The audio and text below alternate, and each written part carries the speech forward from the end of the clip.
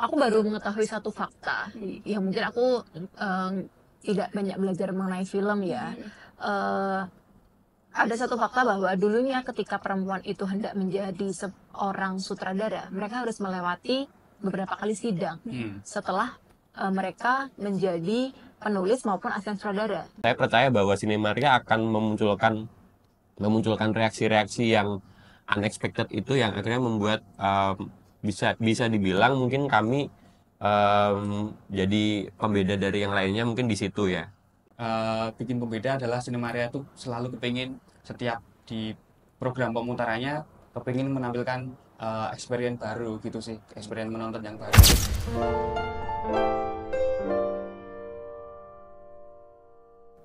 Halo Sobat Raso yang sedang melihat episode kali ini. Kembali berjumpa dengan saya Kenara Binaya di podcast Radar Solo, Radar Muda Bersuara. Di episode kali ini kita udah kedatangan sebuah komunitas film di kota Solo yang dinamakan Sinemaria. Nah, kali ini kita udah kedatangan ketiga inisiator dari Sinemaria. Mungkin bisa dikenalkan dulu. Halo semua kakak-kakak. Halo. Mungkin boleh dikenalin satu-satu dulu. Aku dulu. Iya, boleh. Dari sini boleh, dari sana juga boleh. Perkenalkan, namaku Ardika Surya. Oke. Halo. Yang cantik sebelah. Aku Ratna Putri. Aku Angga Bakti. Oke. Jadi ketiga orang yang ada di sini adalah inisiator dari Sinemaria. Mungkin bisa dijelaskan lagi sebagai apa di Sinemaria? Kalau aku di Sinemaria sebagai manajer. Oke. Mbak Ratna? Kalau aku sebagai program director. Oke, Mas Ines? Aku sebagai kreatif director di Sinemaria. Oke.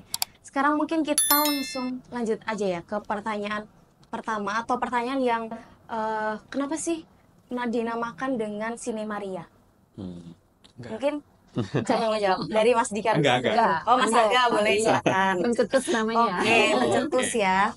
Ya, sebenarnya nggak ada alasan khusus kenapa namanya Sinemaria.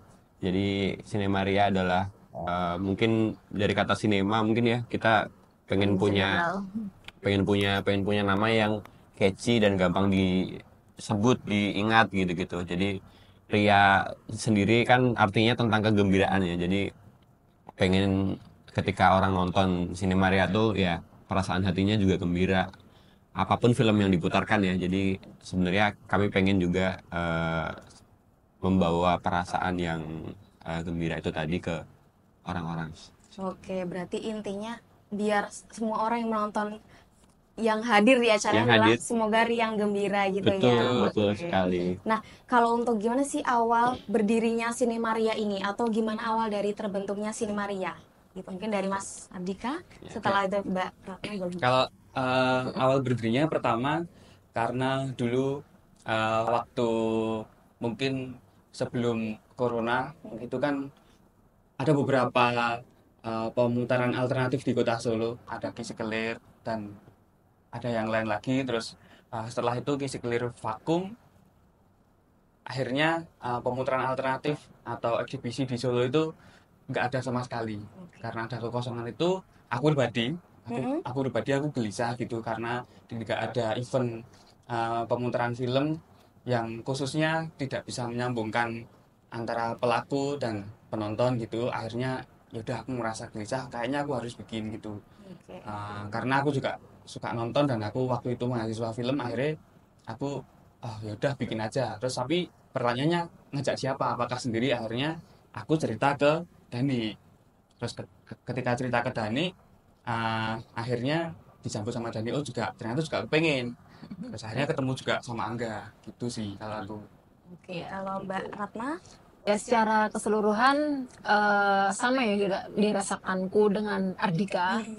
Keresahan itu sebenarnya yang menjadi poin utama adalah aku melihat bahwa setiap tahun, maksudnya kita nggak usah membicarakan lingkup terlalu luas secara di luar Solo gitu lah, di Solo sendiri ada ada sekolah film pasti kan selalu membuat produksi film setiap semesternya atau setiap tugasnya. Nah, bagaimana pada akhirnya mereka harus menontonkan film ini ke penontonnya gitu jika tidak ada wadah yang menaunginya gitu. Nah, sesimpel itulah. Selain itu tadi yang sempat diceritakan oleh Ardika, terjadi kekosongan ruang alternatif di kota Solo itu sendiri gitu. Oke, mungkin dari Mas Angga boleh?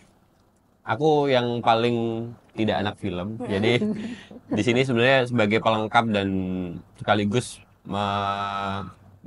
melengkapi ide-ide dari Ratna dan juga Dika. Dan bagaimana si ruang ini tuh nggak sekedar ruang untuk menonton film itu tadi, jadi kayak banyak faktor yang akhirnya membuat ruang pemutaran sinema ini bisa dieksplorasi ke arah mana itu kayak ternyata menarik gitu. Jadi aku yang akhirnya join di Sinemaria ini tugasnya ya mencari apa yang bisa bikin pemutaran ini interesting gitu bagi orang selain nonton filmnya ya. Kayak Oke, gitu. berarti Mas Ardika dan Mbak Ratna ini memang dari orang film ya awalnya ya. Iya, Kalau Mas Angga betul. sendiri? Aku dulu kuliahnya di kafe dan sekarang sebenarnya kesibukanku lebih ke fotografi dan visual gitu. Oke. Jadi enggak. Nah, ini kan awalnya terbentuknya dari 3 orang ini ya. Gimana sih kan dengan 3 orang, 3 kepala dan dengan 3 pemikiran yang berbeda mungkin ya. Gimana sih awalnya menyatukan visi misi untuk menjalani Sinemaria ini, komunitas ini? Sama jawab. Aku boleh. Dari Mbak Ratna? Kalau dari aku sendiri pasti dari ketiga isi kepala kami akan berbeda-beda begitu. Mungkin dari Ardika dengan beberapa pengalaman yang telah dia lakukan di pemutaran film selain dari kami dari mahasiswa film, ini menjadi apa ya, nilai tambahan, nilai plus dari tim Sinemaya sendiri gitu. Dia sudah pernah melakukan beberapa kali pemutaran, dia sudah tahu regulasi pemutaran, jadi secara referensi film Ardika juga lebih banyak gitu. Sama dengan Angga, dia selalu bisa melengkapi apa yang aku dan Ardika diskusikan. Mungkin aku dan Ardika lebih ke ranah film ya, bagaimana pemilihan film, bagaimana suatu program dibentuk. Nah, dari Angga sendiri dia mencoba memberikan bumbu-bumbu yang lebih gitu. Bagaimana sih jika kami melakukan pemutaran film, tapi lebih dari sekedar hanya memutarkan film gitu. Kontennya gitu kayak at least kayak sebelum nonton gitu kayak ada publikasinya seperti apa dulu nih gitu, film yang diputarkan untuk orang itu interest, walaupun kayak sebagai contoh nggak semua film yang kami putarkan di Sinemaria ini adalah common, film-film yang udah punya penonton gitu juga enggak, menang festival juga enggak. Jadi pemilihan film-film kami itu kayak kami sesuaikan sesuai program. Nah, ketika sesuai program kan ada film-film tuh kadang yang ini film apa sih gitu. Kita belum pernah dengar sama sekali, sutradaranya siapa juga mungkin belum familiar gitu. Tapi selalu ada celah untuk bisa menjembatani itu ke penontonnya gitu, lewat apapun. Nah, itu jadi tugasku membuat orang-orang supaya interesting buat datang gitu. Selain emang program yang udah dibuat sama Dika dan Ratna ya. Oke, menarik banget ya. Mungkin bisa lebih dijelaskan lagi apa sih yang membedakan komunitas ini dengan komunitas lain, mungkin komunitas-komunitas film lain yang ada di luar gitu. Yang jadi pembedanya itu mungkin Mas Ardika. Kalau pembeda sebenarnya secara format pemutaran, secara teknis mungkin ya hampir sama ya, ada proyektor, ada layar, tapi yang bikin pembeda adalah Sinemaria itu selalu kepingin setiap di program pemutarannya kepingin menampilkan experience baru gitu sih, experience menonton yang baru gitu. Oke. Terus kalau dalam penayangan filmnya nih, dari Sinemaria sendiri tuh apakah ada fokus tertentu gitu terhadap film-film yang mau ditayangkan? Kalau fokus tertentu biasanya kami berdasarkan program sih, program apa yang ingin kami bentuk atau ingin kami tonton sendiri, maksudnya dari kami sendiri, atau mungkin yang ingin merespon waktu tertentu gitu. Seperti mungkin yang sebelumnya kami pemutaran Seraya itu Sinema Hari Raya, itu merespon ketika Hari Film Nasional yang bersamaan dengan Hari Idul Fitri. Nah, mungkin hal-hal yang seperti itu yang coba kami respon untuk mencoba membuat sebuah program tertentu, selain mungkin program-program yang sebelumnya atau mungkin program kerjasama yang coba ditawarkan ke Sinemaria gitu. Oke, nah Sinemaria ini udah jalan berapa tahun sih, Kak? Berarti berapa? Dua tahun. Hampir Hampir 2 tahun. Hampir 2 tahun ya berarti. Nah, selama 2 tahun ini kira-kira apa sih tantangan terbesarnya dalam membangun komunitas ini gitu? Nggak ada tantangan. Sama berasal dari keresahannya Mas Andika itu mungkin. Sebenarnya kalau tantangan sih setiap pemutaran pasti ada tantangan ya, karena kita kan selalu mencoba hal baru lagi. Mungkin pemutaran di bulan lalu berbeda dengan pemutaran bulan ini dan kedepannya. Kalau tantangan sih bagaimana kita improve ya dengan program-program yang kita bikin. Misalkan ada program semacam A gitu. Nah, untuk mencapai A ini mungkin ada beberapa jalan yang harus ditempuh. Nah, improve itu yang gimana caranya biar program ini berjalan dengan baik gitu sih. Iya, Sebenarnya betul. kalau tantangan personil Sinemaria nggak ada. Oke, Gitu berarti sih. memang karena udah menyatukan visi misi Iya. tadi ya. Iya, Kalau dari kriterianya sendiri, kalau misal dari film-film yang ditayangkan atau program-programnya, kira-kira ada kriteria khusus nggak biasanya kalau sebelum mau merancang program? apa ya? Nggak ada ya kalau Nggak ada. kriteria khusus. Biasanya kami memang akan disesuaikan dengan program yang dirancang. Jadi misalnya programnya mengenai A, B, C. Nah, pasti pemilihan filmnya mungkin dari beberapa. Kami akan mencoba membuat list film, daftar film, gitu. Terus nanti akan coba kami review satu persatu. Gimana ya sekiranya kalau filmnya ini, misalnya film ini, apakah masuk dengan programnya atau enggak, ya, seperti itu. Oke, nah ini kan udah 2 tahun jalan nih, pasti kan udah mengadakan pemutaran. Nah itu udah mengadakan pemutaran di mana aja dan kepo dong aku, ini pemutaran mana yang menurut kakak-kakak bertiga ini yang paling berkesan gitu? Mungkin dari Mas Ardika sendiri atau dari Mas Angga boleh gantian? Ya, pemutaran yang paling berkesan ya pemutaran di Lokananta ya pasti ya. Kenapa Jadi Lokananta adalah sebuah wadah yang mungkin sangat eksploratif gitu untuk bisa dibawa ke arah yang lebih apa ya, lebih jauh lagi gitu. Kayak banyak banget film-film yang kaitannya dengan arsip-arsip musik maupun arsip-arsip sejarah Indonesia tuh cocok gitu. Kalau misalnya kami kebetulan Sinemaria tuh udah di Solo, cocok nih diputar di Lokananta gitu. Kalau menurut aku ya, Kalau menurut Mas Angga, kalau menurut Mbak Ratna? Kalau yang sudah terjadi ya, yang berkesan mungkin yang di Tumurun sih, yang Seraya kemarin. Soalnya kami mencoba menghadirkan experience yang lebih dari sekedar menonton gitu. Kami kebetulan kerjasama dengan Tumurun sebagai wadah museum dan juga kerjasama dengan Sawahita sebagai kami ada satu rangkaian acara itu mindful eating gitu. Jadi merespon dari film itu yang mencoba diekstraksi menjadi aktivitas setelah menonton film. Sawahita tadi kan berarti kayaknya dia kafe ya? Iya, Pada betul. akhirnya dia kenapa kok bisa gabung dengan Sinemaria itu? Gimana awalnya?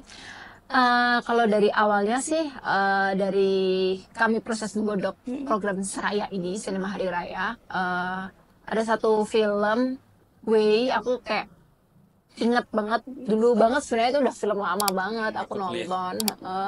Terus aku masih teringat kayak sepertinya akan cocok jika program Seraya ini yang telah kami godok ini memutarkan film Way, jadi selaras juga dari segi cerita dan narasi program gitu. Nah kemudian dari Angga mencoba mengekstraksi film atau program ini lebih dari itu. Dia berusaha mencapai program yang lebih dengan merespon bagaimana jika dengan activity lain selain kan sudah juga pernah ada pemutaran film di Tumurun dan itu tour museum juga, jadi mungkin sama. Terus karena film Way menghadirkan suatu makanan yang menjadi media dalam sebuah cerita itu, nah kami juga mencoba merespon hal itu gitu. Makanya kami kerjasama dengan Sawahita sebagai partner untuk mindful eating dengan menghadirkan merespon makanan dalam film yang serupa. Oke, berarti menarik banget ya. Itu pasti acaranya ada makan-makan bareng juga. Iya, betul. Kalau dari Mas Andika? Apa nih? Ini tadi yang paling berkesan selama pemutaran ini. Kalau aku ya, menurutku yang paling berkesan itu malah pemutaran yang pertama. Gimana itu? Waktu pertama kali Sinemaria dibentuk, itu kan karena keterbatasan. Waktu pertama kita memutarkannya itu di kontrakan, di base camp gitu.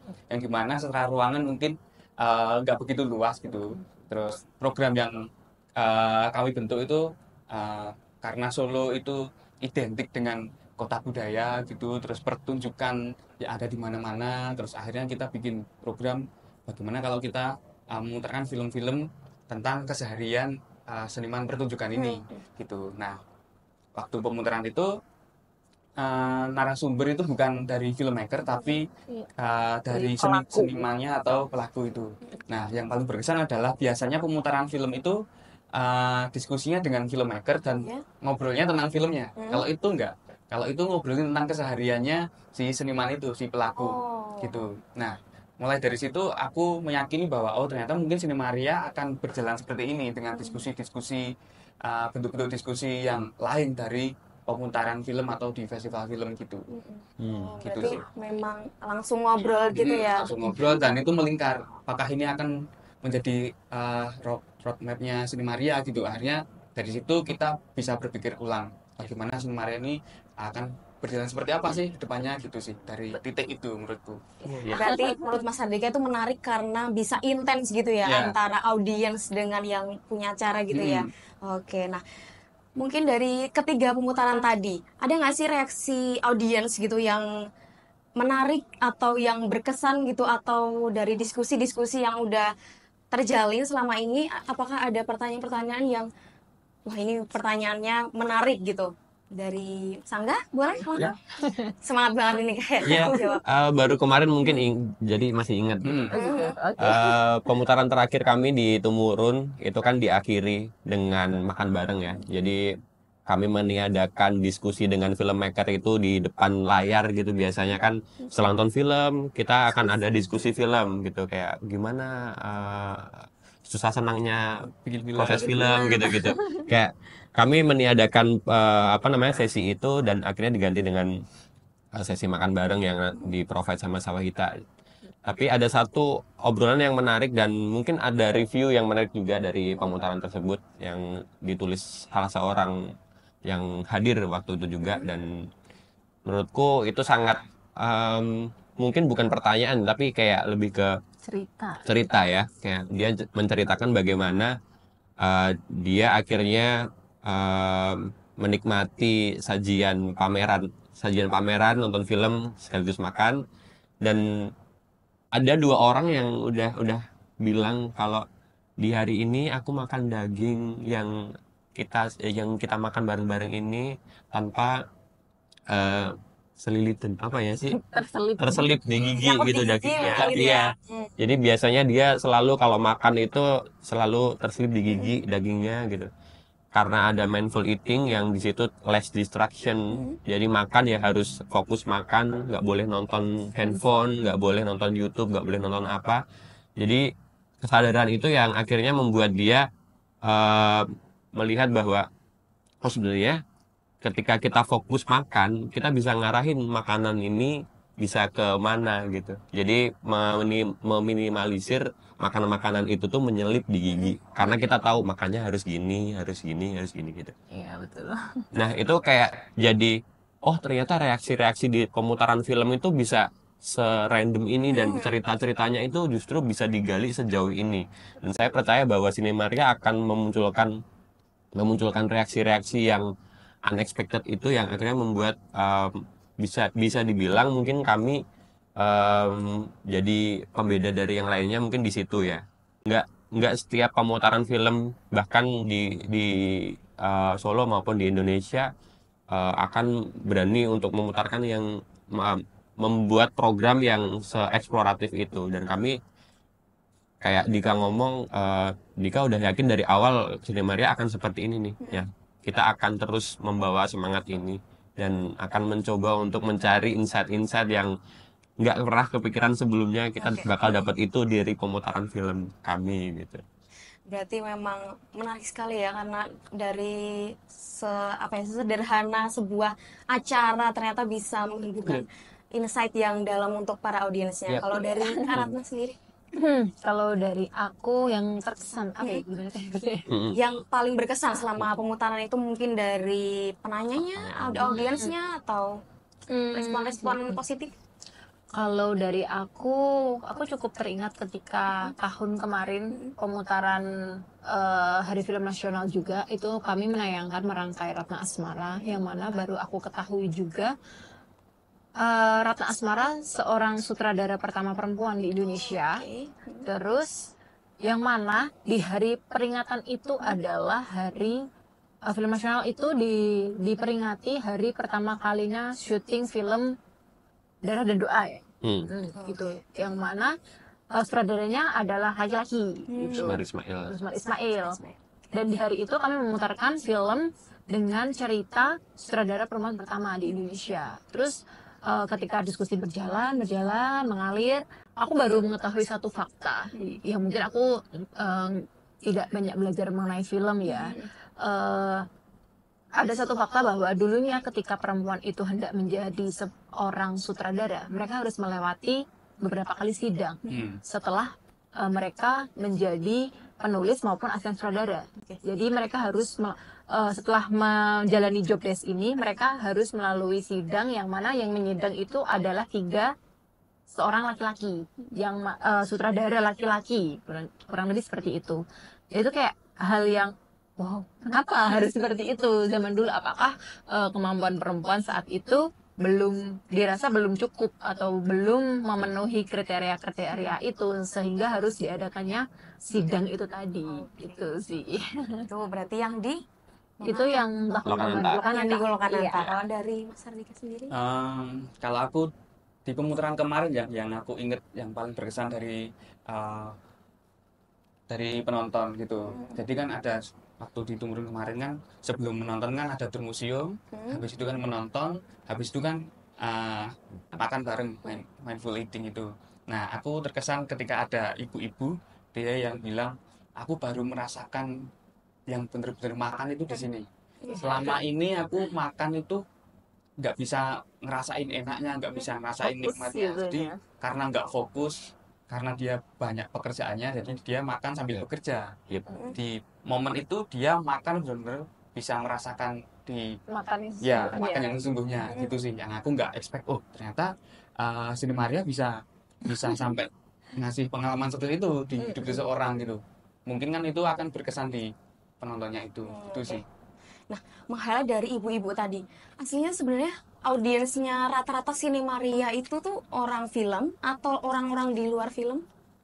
Karena tadi meng-highlight ada dari ibu-ibu ikut nonton gitu, ikut datang ke acara itu gitu. Bahkan ada yang sekeluarga juga kemarin ya. Ada ayah, ibu, terus 3 anaknya. 3 anaknya. Gitu. Ya ampun, Yaitu sebenarnya yang menjadi strategi Sinemaria juga ya. Makanya setiap jika ada kesempatan pasti Sinemaria selalu mengajak kolaborator lainnya untuk melengkapi program kami yang mana mungkin itu menjadi menjadi penyebaran lebih luas Sinemaria hadir di Solo ini sehingga penonton-penonton itu tidak hanya dari anak film atau mungkin orang-orang yang memahami film gitu. Kadang-kadang mungkin orang-orang juga membutuhkan tontonan film yang mereka kadang nggak tahu mengaksesnya itu dari mana. Jika memang kami hanya berkutik di lingkungan anak-anak film itu sendiri, makanya itu kami selalu mencoba mengajak kolaborator itu seperti Tumurun Museum mungkin sebagai tempat, atau kami juga pernah mengajak Rumah Siri itu menjadi usaha kami juga untuk lebih mengenalkan ke masyarakat Solo mungkin ya. Kalau dalam hal ini kan kalau pemutaran mungkin di Solo, tapi kebetulan yang di Tumurun itu karena bertepatan dengan hari Lebaran, jadi banyak wisatawan juga yang main ke Solo sehingga jangkauannya pun lebih luas gitu. Ada satu keluarga itu dari Semarang. Dari Jogja, dari yang dosen. Yang dari Semarang ada, yang dari Jogja juga ada gitu. Iya gitu. Berarti nggak cuman di lingkup Solo aja ya ternyata. Pada akhirnya kami bisa mencapai hal itu gitu. Nah, yang aku penasaran nih dari kakak ini, kira-kira selain di Sinemaria, apakah ada kesibukan lain? Mungkin? Ada. Nah, kalau semisal nih, kan tadi kan udah menciptakan banyak banget program-program yang menarik gitu. Kira-kira gimana sih cara bagi waktunya dan gimana membangun konsep yang sebegitu menarik dan penuh insight gitu loh. Aku penasarannya di situ, kan pasti membuat program nggak lama ya, pasti dipikirkan secara matang gitu. Iya. Ini dari Mas Ardika. Kalau aku sih ya kalau ngomongin soal kesibukan pasti ada pekerjaan lain juga. Kalau gimana caranya membagi waktu dengan Sinemaria, kan kita juga punya grup WhatsApp yang dimana kita pasti punya timeline juga kan. Oh, di bulan ini kita harus apa harus ngeprogram, harus melakukan apa gitu. Jadi udah ada timelinenya. Ya udah kita kumpul gitu. Dan karena kesibukan masing-masing ini yang malah justru memperkaya ketika kita mengonser bareng gitu. Gitu sih. tuh. Oke, berarti memang udah ada timelinenya ya, jadi udah nggak bisa nggak bisa gitu, berarti tetap udah ada timeline besarnya yang harus Ya. dijalankan gitu. Ya, tapi sebenarnya Sinemaria fleksibel juga Fleksibel kalau juga. misalnya Fleksibel juga berarti. Ya ada timeline tapi kan nggak yang mengikat gitu enggak sih. Ya. Itu biasanya mulai misal dari event satu ke event berikutnya tuh jedanya berapa bulan gitu? Nggak tentu sih ya. Ya, tentu tentu juga. juga kayak itu fleksibel. Jadi kami sebenarnya baru akan mencoba untuk regular program, jadi bikin pemutaran yang reguler gitu, supaya teman-teman bisa kalau ditanya kapan Sinemaria lagi gitu, Ada jadwalnya. ada jadwalnya gitu Oke, ada akhirnya. Karena sebelumnya itu memang sangat apa ya, karena terlalu fleksibel. Kami juga sadar bahwa ketika Ratna, Dika, saya juga punya kesibukan yang lain gitu, dan kita berkompromi dengan kesibukan kita masing-masing juga sebenarnya. Tapi kami sadar bahwa benar kata Dika, kalau kesibukan di luar Sinemaria ini justru yang akhirnya bikin Sinemaria itu punya koneksi atau punya relasi dengan teman-teman di luar yang suatu saat juga bisa kita ajak kolaborasi gitu ya. Oke, nah selama kurang lebih 2 tahun berjalan ini, kira-kira apa sih dampak yang kakak kayak rasain gitu selama menjalani atau membangun komunitas ini gitu? Mungkin dari dampak internalnya boleh, dari dampak eksternalnya juga boleh. Silakan Mbak Ratna. Oke, boleh. Kalau dari diriku sendiri mungkin dari dampak internalnya dulu ya.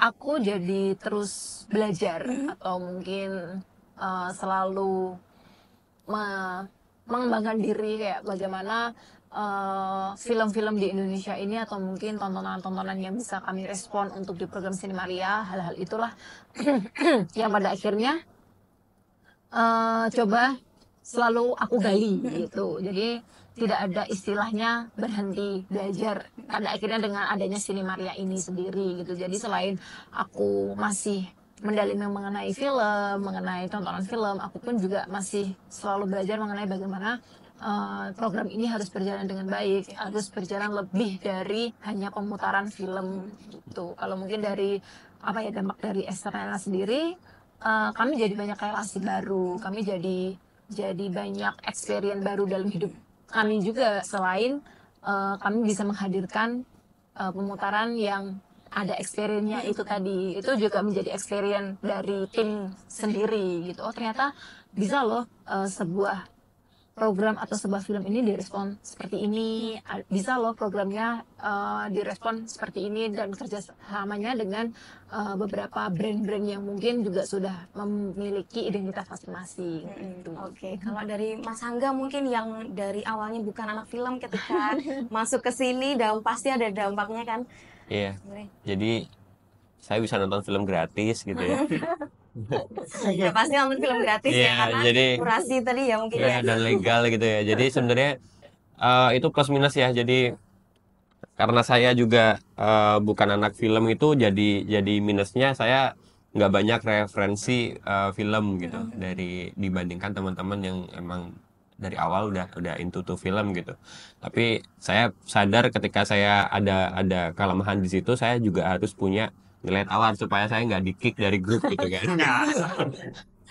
Jadi saya mencoba untuk tetap relate, tetap relevan, tetap buat Sinemaria ini supaya menjadi platform yang itu bisa buat siapa aja buat datang gitu. Jadi kami juga pengen kalau misalnya pemutaran itu nggak cuman dari anak film, memang itu udah jadi misi kami di awal gitu. Anak film, kalau misalnya kalian nggak mau nonton film di sini nggak apa-apa lah gitu. Jadi kami pengen juga nargetin teman-teman di luar film, justru kayak yang itu juga pasti lebih luas kan gitu. Terus mungkin sinergi dengan apa namanya, dengan hal-hal lain gitu, misalnya kayak NGO gitu, terus government gitu. Kami juga berharap kalau suatu saat bisa kerjasama bareng sama entitas-entitas yang mungkin punya pemangku kebijakan lah ya. Jadi film ini juga punya maksud dan tujuan tertentu itu sampai ke masyarakat dan bisa jadi program bareng-bareng juga gitu. Ya mungkin Mas Respati bisa mau nonton gitu bersinemaria bareng kami gitu kan. Waktu itu Iya, kemarin udah sempet kami undang cuman belum sampai undangannya gitu. Jadi suatu saat mungkin Mas Respati atau mungkin siapa ya? Mbak Astrid mungkin? Mbak Astrid gitu iya kan. betul bisa. Bisa jadi Gusti Bre gitu ya. Kita summon semuanya lah ya. Gitu. Kita bisa bikin pemutaran di mana aja. Jadi di depan balai kota bisa, di Pracima bisa ya. Oh ya, sebelumnya Sinemaria. kan kita pernah juga di acara Mangkunegaran. Oh iya di Senang. Gimana itu awalnya bisa masuk ke Oh, acara kalau ini? itu kebetulan ada acara Jumenengan ya. Ya, gimana kan? Jumenengan itu kenaikan tahtanya, lalu ada activity perayaannya Jumenengan, Mau kemudian negara net market ya. oh iya Mangkunegaran Night Market, kemudian Hmm. ada beberapa aktivitas. Nah, salah satunya itu Sinemaria mengadakan pemutaran film di Mangkunegara. Ih. Tuh. Dan juga sebelumnya di Senang-Senang Fest juga kami Di ada. Senang Fest juga itu kan Iya, betul. padahal ini ya konser musik ya. Bentar musik. Itu cukup menarik ya bagi kami. Semoga tahun depan kami lebih baik juga pemutaran Sinemaria dengan Senang-Senang Fest. Jadi kami sebenarnya juga sangat ingin pemutaran film itu tidak hanya di ruang alternatif yang biasanya kami menonton film dengan nyaman ya. Cuman bagaimana Sinemaria juga bisa sefleksibel itu gitu pemutarannya. Makanya ketika kemarin ada tawaran dari teman-teman Senang-Senang Fest, oh kami sangat menyambut dengan baik gitu. Jadi kami juga ada wadah baru, program baru gitu. Sehingga kami saat itu Ardika sih yang menyarankan program itu pemutaran MV gitu. Jadi Musik kami video. tidak hanya memutarkan film gitu. Kami memutarkan musik video dari musisi-musisi atau band-band di Solo gitu. Sebenarnya kan MV sekarang juga udah banyak dan bagus-bagus kan teman-teman. Nah, itu menjadi wadah distribusi baru juga seperti itu.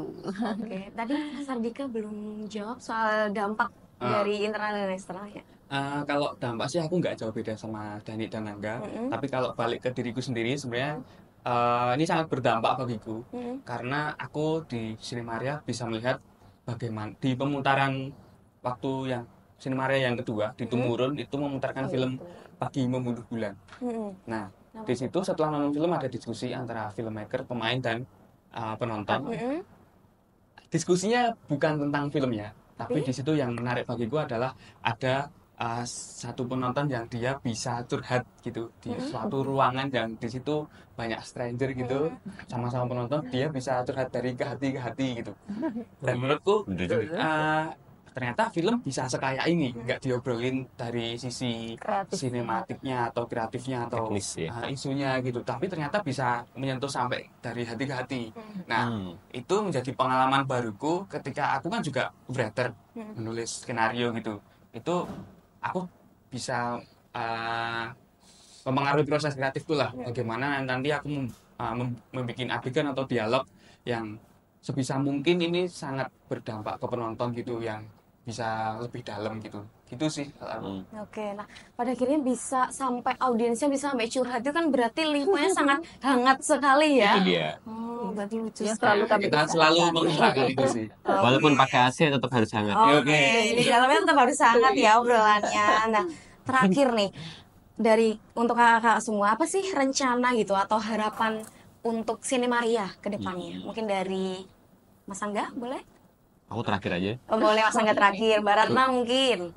Harapannya dari Sinemaria selalu bisa menghadirkan program yang lebih baik dari sebelumnya dan selalu bisa memberikan pengalaman yang lebih, karena itu menjadi misi kami bersama di awal pembentukan Sinemaria sendiri. Oke, dari Mas Ardika. Kalau aku sih kepingin Sinemaria ini sebisa mungkin bisa jadi apa ya, ruang bagi teman-teman yang ingin menonton film dengan berbagai macam aktivitas atau pengalaman gitu. Aku harapannya sih kepingin semakin banyak kolaborasi dengan brand-brand yang terkenal mungkin gitu ya, biar Sinemaria juga bisa muncul di ranah nggak cuma di kota Solo gitu, mungkin di nasional gitu sih. aku. Oke, mungkin dari Mas Angga nih terakhir yang mau gongnya. Aduh, Boleh silahkan. lebih ke nggak. Kayak Ponorogo. Iya. Boleh, itu menarik loh itu. Menarik banget loh itu. Saya terakhir bukan gongnya karena saya nggak kepikiran sebenarnya masa depan Sinemaria itu mau sejauh apa. Jadi sebenarnya masih pengen sejauh apa tuh kayak nggak kepikiran. Ya, pengen satu sisi ada itu tadi yang diomongin sama Ratna, pengen selalu ada experience yang baru gitu. Tapi pengen juga kami juga punya misi supaya nggak selalu intimate, bisa bisa juga kayak mungkin bisa jadi suatu saat bisa jadi festival gitu, pengen juga gitu. Tapi ya nggak yang sampai kehilangan jati diri banget gitu. Ya, jadi festival film Sinemaria menarik kali ya, FFS. Buset. Amin. Oke.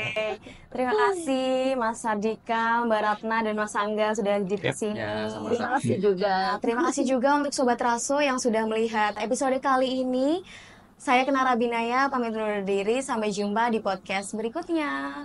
Sampai jumpa. Dadah. Bye.